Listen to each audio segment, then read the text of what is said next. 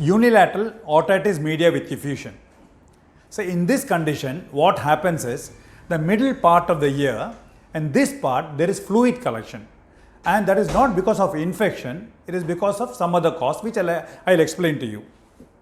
So normally, see, this fluid collection in the middle part of the ear is called as otitis media with effusion, and normally it is seen in children above the age of 3 and less than 5 to 7 years of age, and it presents on both sides at the same time. What happens is sometimes it can present only on one side. So that is what we are going to deal in this video. That is unilateral otitis media with effusion, and this is more commonly seen above the age of 30 years. So before starting, let me tell you about the anatomy of the ear. How does it normally work? So this is the middle part. So the middle part, to work normally, the 3 small bones, it has to be intact, it has to be in continuity, and there should be air in the middle ear. So where does the air come from? So the air, it comes from through the nose. Behind the nose you have a small opening, the opening of the eustachian tube, and eustachian tube is nothing but the tube which connects the part behind the nose and to the ear. So through this eustachian tube, air reaches the middle part of the ear. So in case the eustachian tube doesn't work properly for some reason which I will mention later, if it doesn't work properly, the air which is already there, it will be used up, oxygen will be used up, and it will develop a negative pressure. So what happens is, because of the negative pressure, it will suck in fluid from nearby vessels, and there will be accumulation of fluid, and the fluid is not able to be cleared out. This is what happens. Now let us go through the causes for this one-sided otitis media with effusion. So what happens is, let me tell you all the causes, then I'll tell you the common cause which we are worried about. So the cause to start with, it can be a congenital cause. So whatever the congenital cause be, because of that, that particular site, the eustachian tube doesn't work. The second cause being trauma. If there is some trauma to the bone inside on one particular site and it affects the function of the eustachian tube, it results in this condition. And if there is any sort of surgery done on that particular site and it hampers the function of the eustachian tube, again it results in this condition. Likewise, if you have sinusitis on one particular site or severe allergy which is more common in one particular site, that also can lead to this condition. Now, coming to the condition which we are afraid about, which we are worried about, is if there is malignancy behind the nose. That is called, that a place is called as nasopharynx. That is this area, this part. If there is malignancy in this area, what happens is the opening of the eustachian tube is blocked. This is what we are worried about when the patient presents it with a complaint of one-sided ear complaint.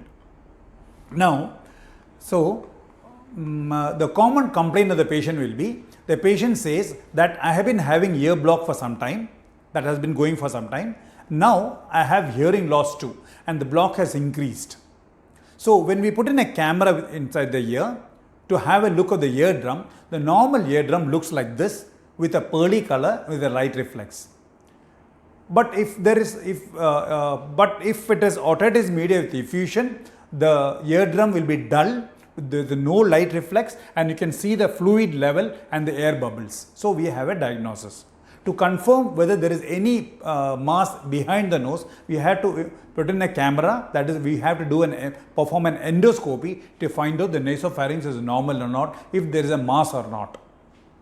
Now, along with this, we need to do a few tests. That is, one is a hearing test. This is a normal graph, and this is a graph where there is a hearing loss. We had to check the pressure in the middle ear, which is the impedance audiometry. So this is the normal graph. This is a graph which shows a flat curve, which is a type B curve.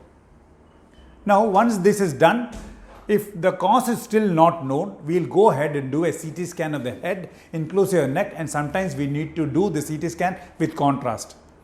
And suppose there is a mass inside which is suspect in the nasopharynx, we will go ahead and do an MRI scan too. Now, in this video, I am concentrating only on the causes the presentation and the treatment specific to accumulation of fluid in the middle part of the ear. So let me concentrate on that. So how do you treat that? So the treatment is as per the cause.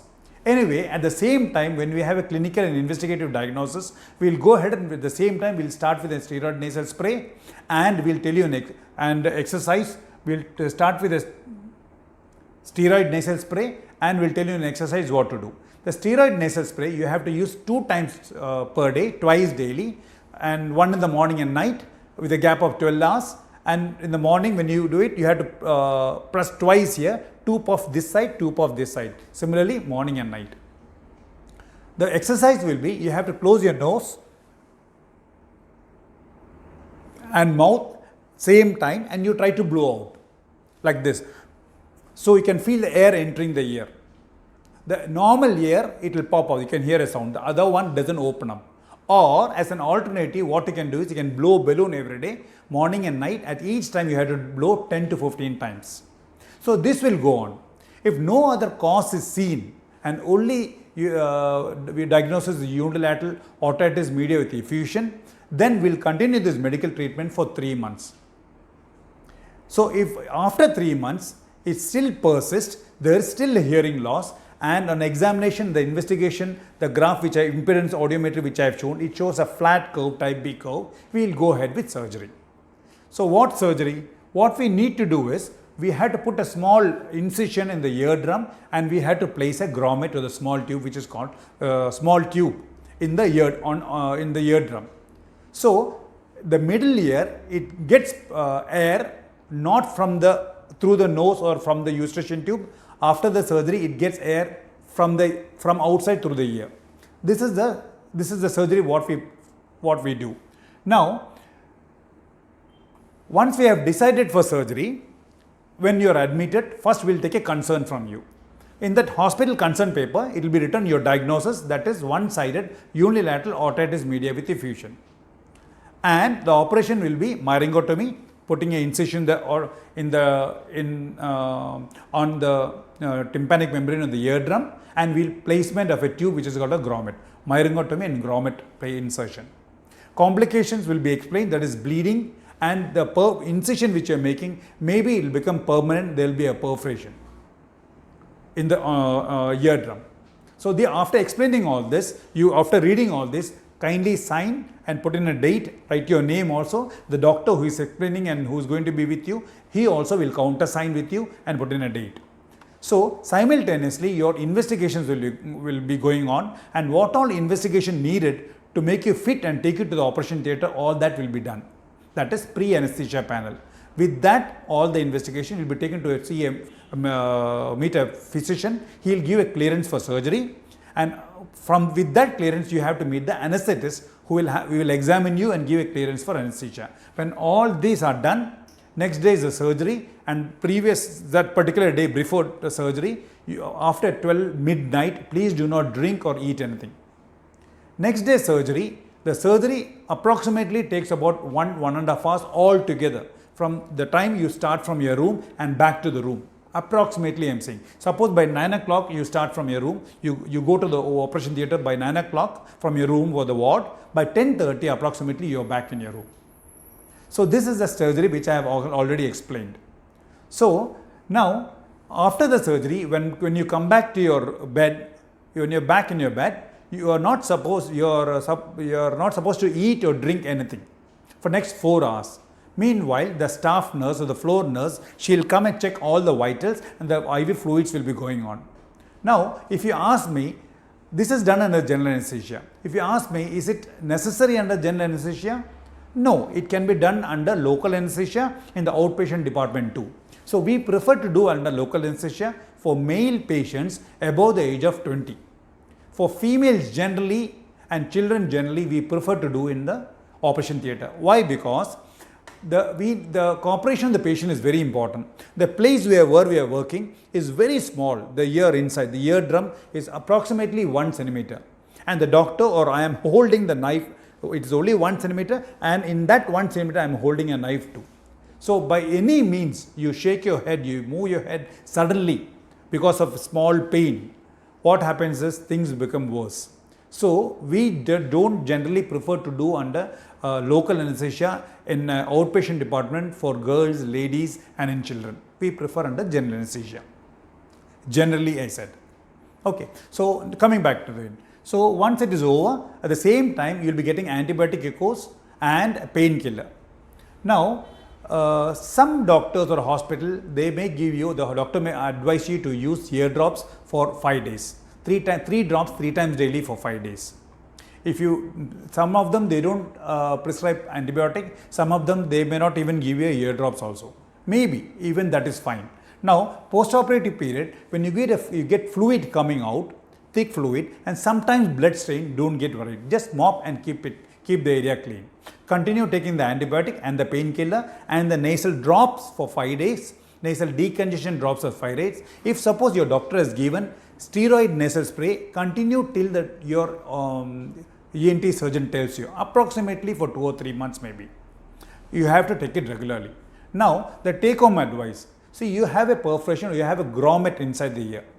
So, what happens is, whenever you take your bath, you have to plug in with cotton and apply Vaseline on top of it, so that you can prevent the water entering the ear. If suppose water inside, then the high possibility you may get a ear discharge or ear infection. To prevent this, and likewise, it's better that you avoid swimming till the doctor tells you. And if you don't want to use a cotton or along with that you don't want to apply the Vaseline, you can use custom made or ready made ear plugs too, which will be available in the pharmacy over the counter. Now, if you happen to get upper respiratory tract infection, go meet the nearest any doctor who can treat the upper respiratory tract infection, because if the upper respiratory tract infection is not treated well or taken care of, this infection can spread to the ear and you can have infection here. If you get infection recurrent, then we may need to remove the grommet earlier. So the grommet usually stays in for approximately 1 year. When it stays in for more than 1 year, 3 months, we need to remove it off. So the grommet stays in for approximately 1 year. It gets removed by itself, extruded out by itself. You may not even know this because it is very, very small. It is white in color or light blue in color. You may not even notice it. Only the doctor, he can notice. Sometimes some of them, they may come and show us, is something has come out of the ear. What is this? So that will be the grommet. Now, you should be in regular follow-up. First follow-up will be after 10 days or 1 week, 10 days or 2 weeks. Next follow-up will be subsequent 3 months. Then after that another 3 months, then it will be after 1 year. This is a regular follow-up just to see whether the grommet is in place, it has gone out, whether you are improved. How do you know whether you are improved? We have to repeat the Peyerton audiometry, the hearing test and the tympanometry. And we have to see whether your eardrum has closed, the grommet has gone out, whether the eardrum has closed or not. So this is how we manage unilateral otitis media with effusion. Thank you so much.